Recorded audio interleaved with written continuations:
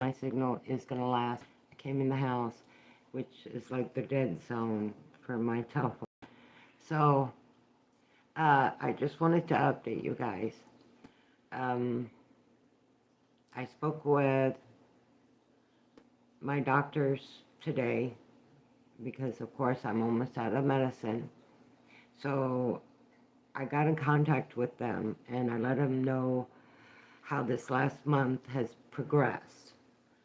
And it's been very hard to get these doctors to tell me, yeah, you're terminal, because once they do, the requirement is basically hospice. And they're trying to avoid making that offer to me yet. Because even though I'm stage 4 in congestive heart failure, there are still some surgeries and things that I could have done that would prolong my life for probably another 10, maybe even 15 years from what they're describing.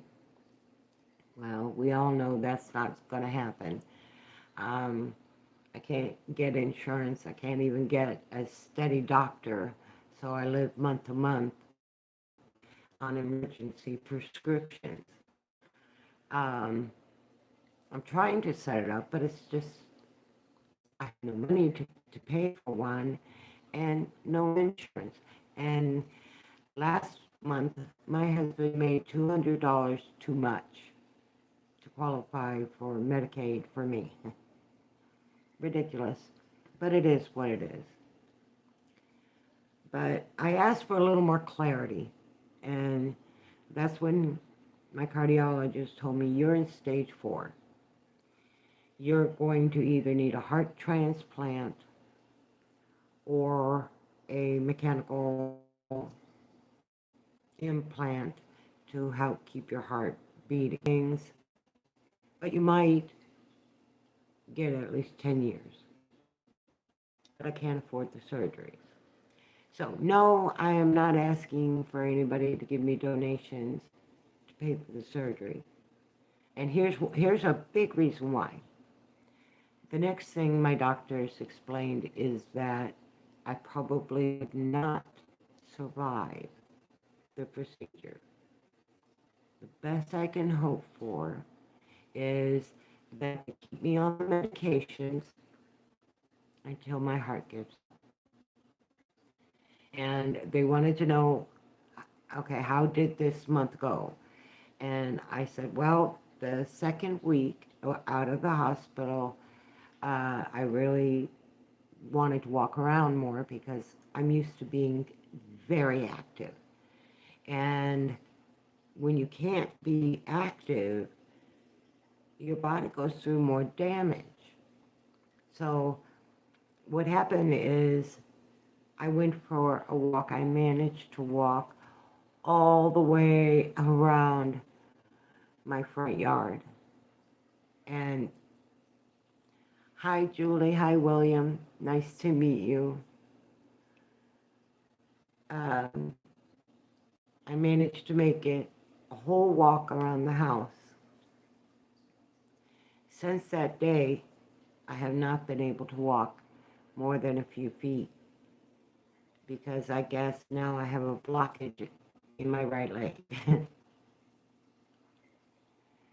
Oh, Julie, it's sad to think no one cares, honey. A lot of people cared. That's kind of why I did this channel. Well, today I discovered I'm in the final level, I guess,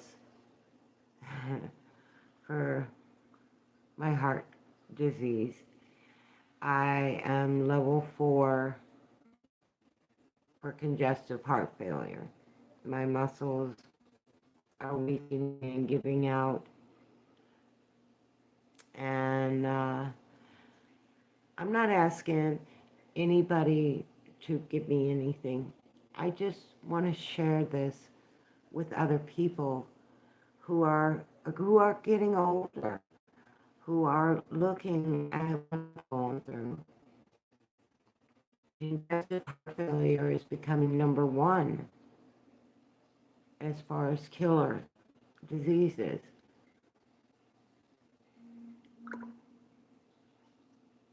Thank you, Julie. And William, I lived a very hard life. I wasn't one of the rich American people. I always hoped, the American dream. I achieved my American dream 3 years ago, and then I got terribly sick. Been trying to recover, but now they tell me there's not a whole lot of recovery I can do. I knew I would get to this point. I knew I would. I mean, it's inevitable. And we can't afford the insurance out here. We thought in Arkansas the insurance would be cheaper. Oh, Julie, I hope you have a great day. I really do.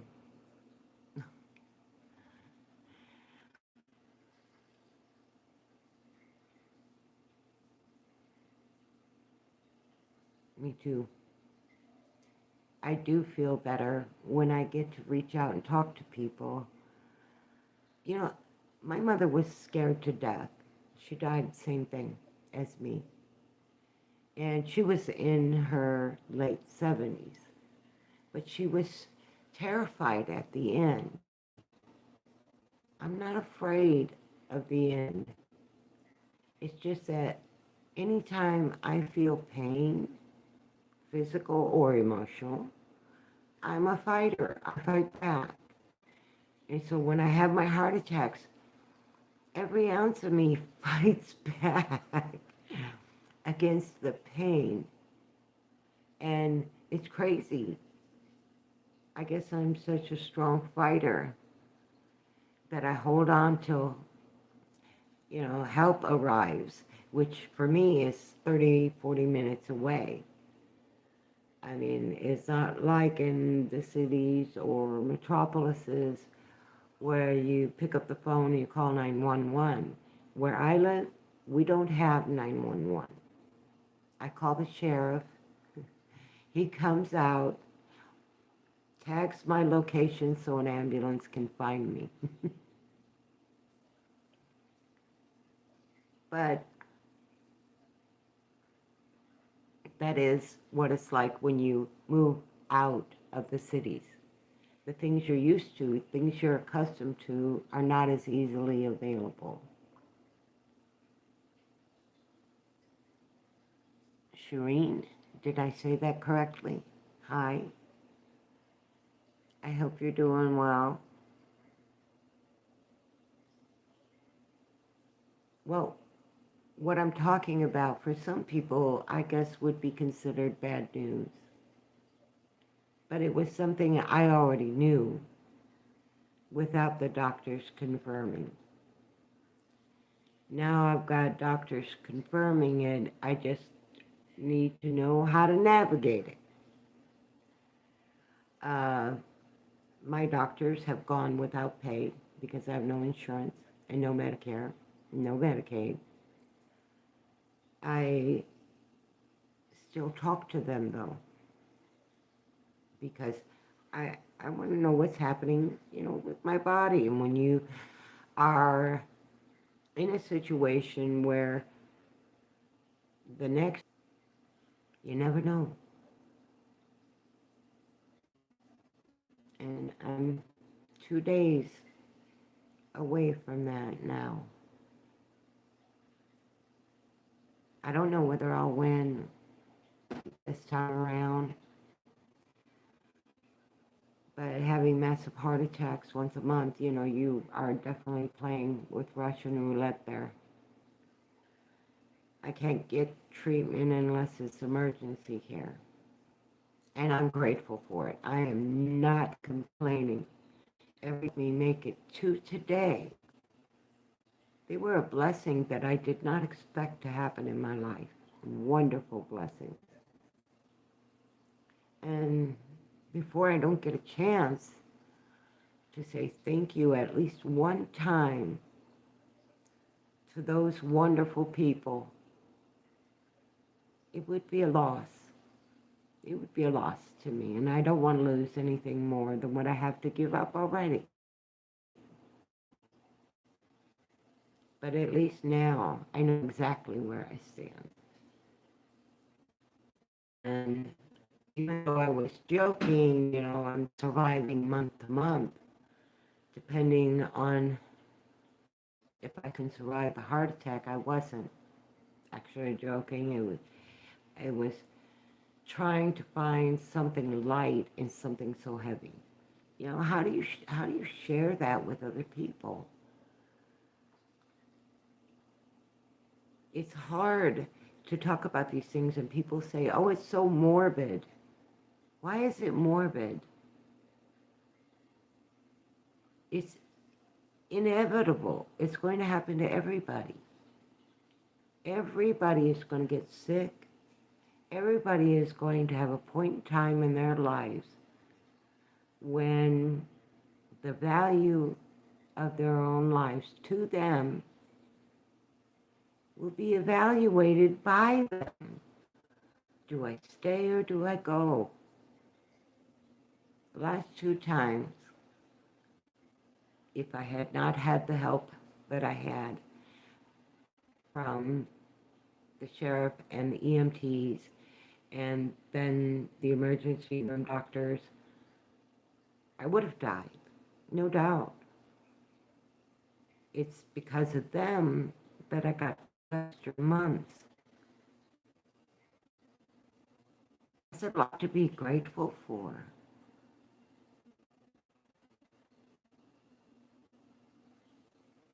I'm sad that I gotta leave this world line. I still think that there are a lot of good people to reach out to, and a lot of good people out there that really care, but everybody's afraid to care. Because if you care, then you're expected to do something, even if your hands are tied and you can't.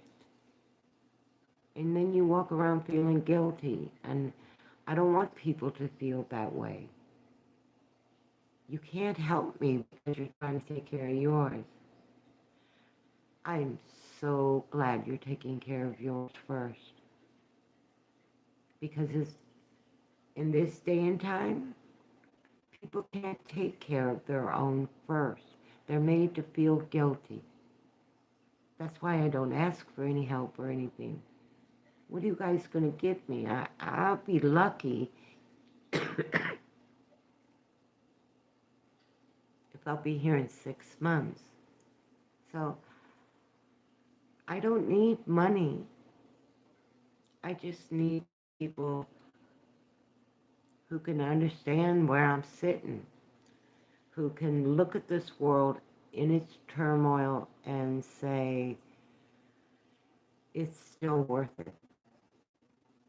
Because I don't regret my life. I regret things I've done. Everybody does, I hope. I mean, that shows you have conscience. But I don't regret my life. And I am not ashamed of the person I turned out to be. And it's not because of ego. I've lived in the backgrounds. I was the mom who worked under the table so she could take her kids to work. I was the mom who educated her children, even if I had to take them to the school and enforce school rules. I was that kind of mom, but they're all educated. Maybe not the greatest education, but they're all skilled, and they could all provide for their families, which they're doing. And I'm proud of that. That's an enormous achievement. Even if your children don't make it above the poverty line, but they make it through life. And they're still compassionate. They still care about other people. And they're still willing to give. And even if it means I'll have to share the last piece of bread I got with you. I get to die knowing I was that kind of person and that it influenced my children enough that my children carried that on to my grandchildren. I know dying isn't the end at all. It's the beginning of another life. And I know all the biblical stuff that says reincarnation's a trap and blah, blah, blah, blah, blah, but it is not. It's not a trap. It's not a cycle you're stuck in unless you stick yourself in it because you didn't get all the information, all the data. You didn't get correct. You got corrupted data. So if I'm going to associate a human being to anybody, it's going to be to AI. And when AI finally gets formed, it's been fed so much hate speech from all sides of the world, from all views.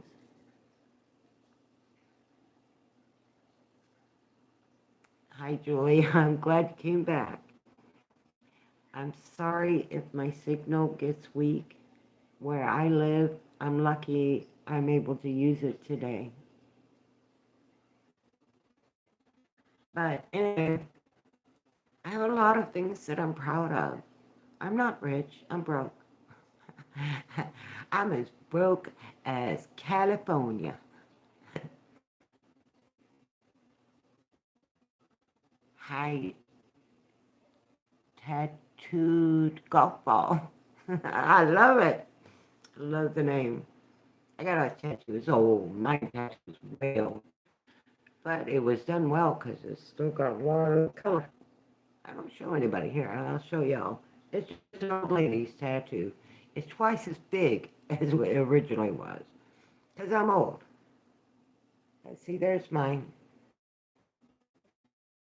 It's a black bleeding rose.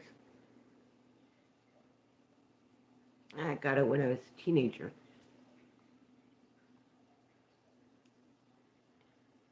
Oh, all my children have tattoos too. Yeah, so does my husband. Or anything like that, but I know I look like this prudish old lady, but I'm really not.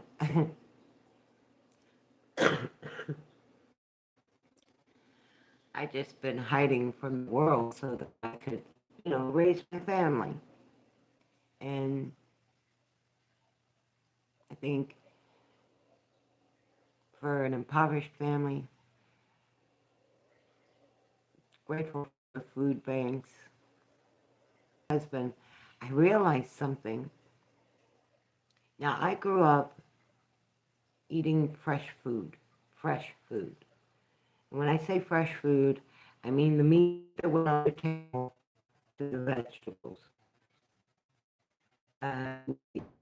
We ate chicken, we ate rabbit.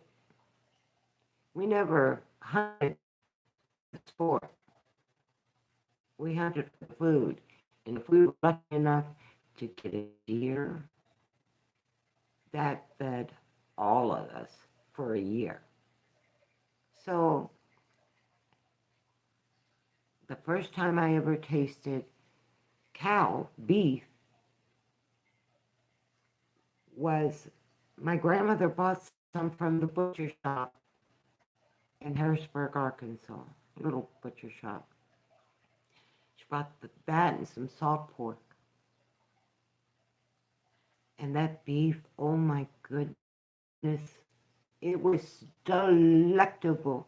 I had never tasted beef. And I was, by that point, 6 or 7 years old. I was used to living on small game, and you get used to it. And if it's prepped right, it doesn't taste like it just came out of the forest. I agree 100%. I'd never got to taste elk until I was in Texas. When I was in Texas, uh, my husband's company, he did work for a moving company, and they were moving a butcher shop that dealt with venison and elk, and they gave us elk sausage that was melt in your mouth, delicious. But I realized uh, me and my husband might be the last generations, other than a few scattered around the country, that actually knows what real food tastes like. I grow a lot of my own berries, peaches, apples, strawberries, tomatoes. I grow a lot of those because they're all really good for my body. And when I eat them, my body's happy. you know, I can't get access to meat yet. But at my age, who cares? You can learn to eat with a little less meat in your diet, as long as the other stuff is natural grown. Well, I had to stop growing my food outside because it was either stunted or the the small fruit. I can't grow it outside. Even my larger fruits come out stunted, deformed. They don't taste quite right anymore. But the stuff I grow in the house uh, is delicious. It's big, juicy strawberries and blackberries. I have pictures of some of the ones that I grew on my YouTube page, I guess you call it. So, but those foods that I grow here from natural seeds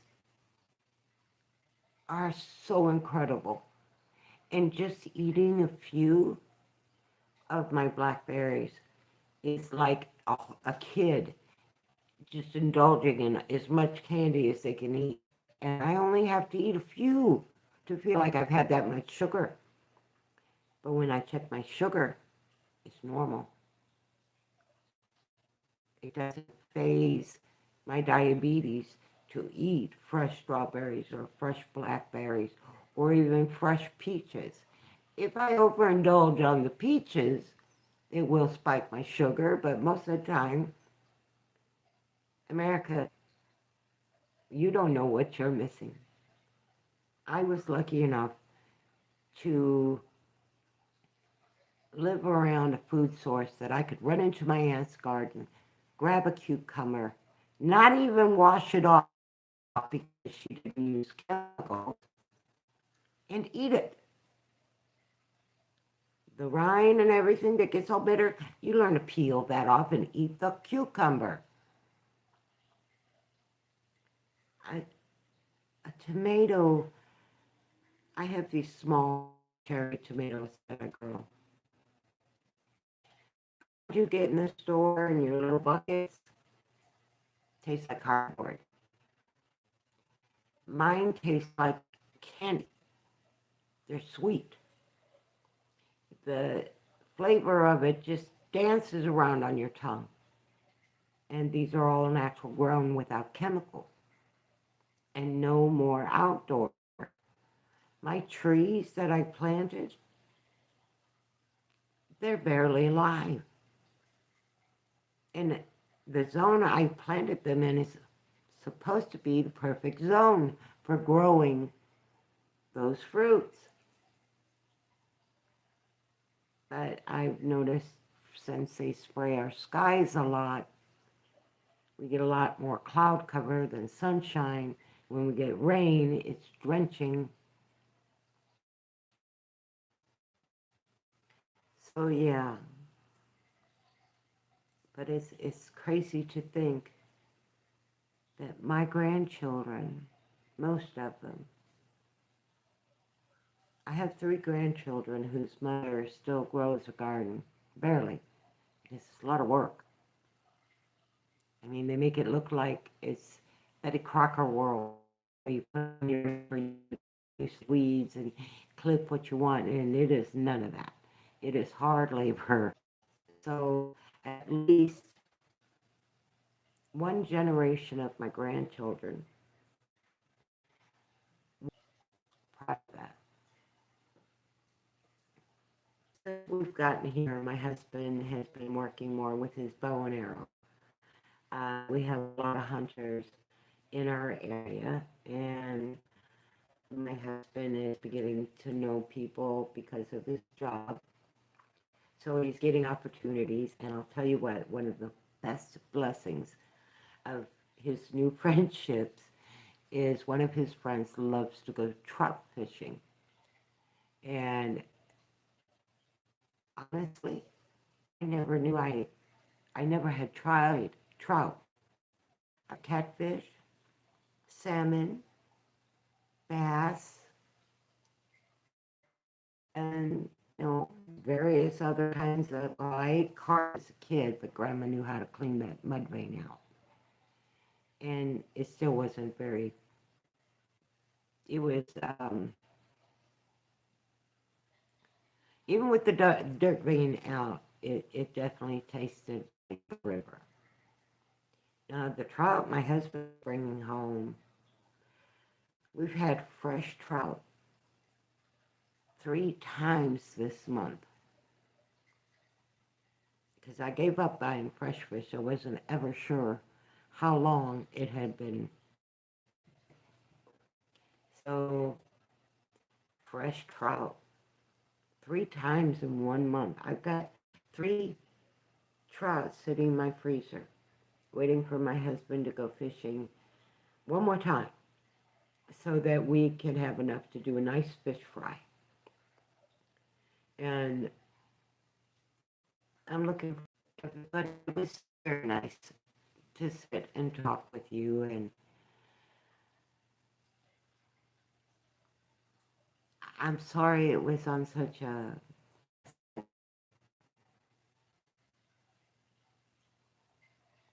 but I got to meet 4 or 5 new people. And thank you for that.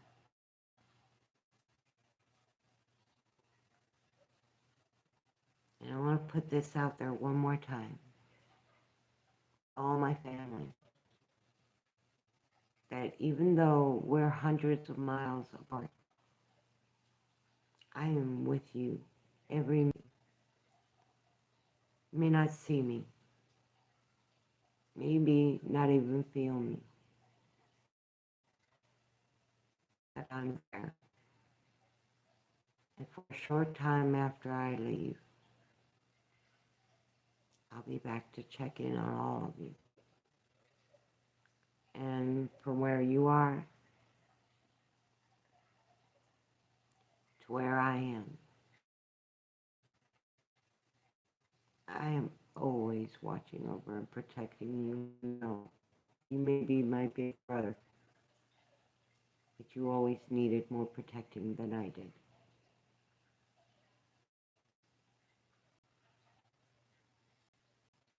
And as for the few siblings that I have left,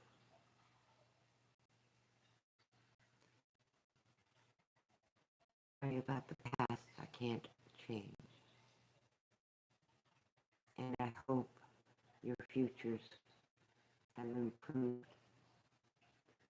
and that your blessings in life are multiplied. I want you both to be happy.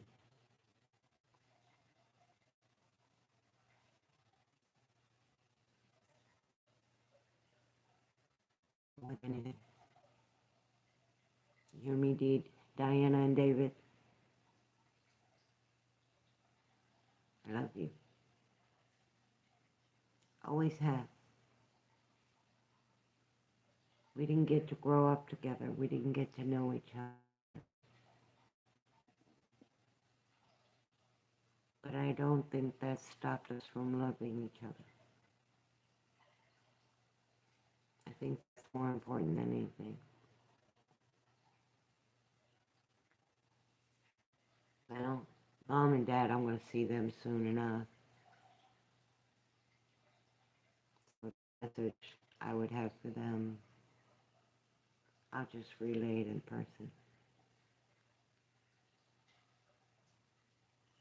To all my grandbabies.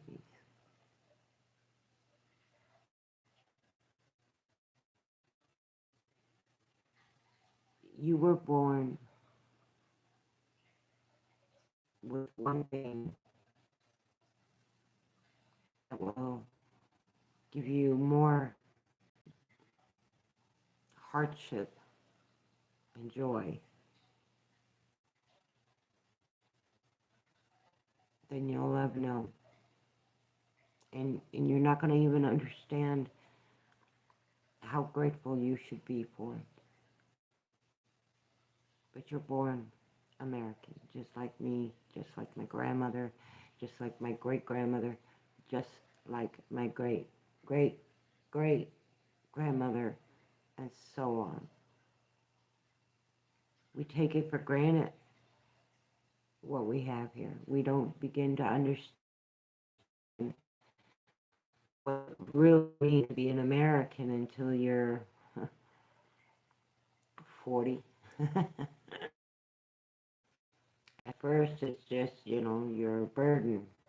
Then your tax burdens get laid on you, and then life's demands. But I wouldn't want to be born anywhere else in the country or the world. I did get to know a taste of freedom that my children and grandchildren will never know. I can remember cities being locked down because the hippies in Chicago were going off the deep end and attacking people and attacking businesses. So adults, remind your kids this is not new. This happened in the 70s, the 90s, somewhere around the 2000s. It kind of did off, and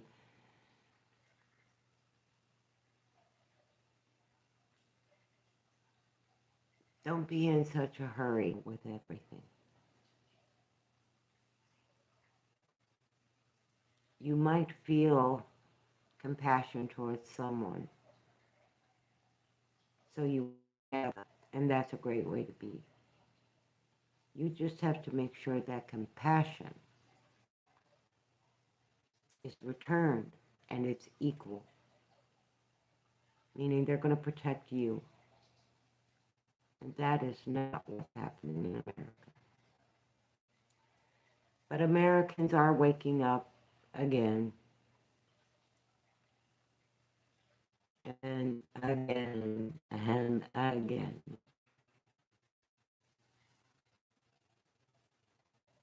Freedom isn't free.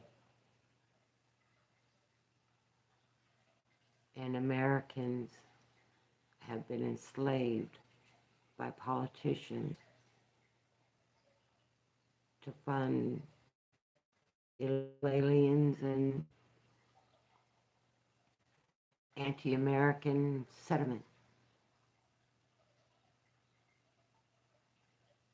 Defeat that, you'll win. I'd like to see America be prosperous again. It's been a long time. Okay, I've talked myself out, I hope. I love y'all. And I'm gonna go lay down. Scooby-Dooby-Doo! You guys, American Granny loves you.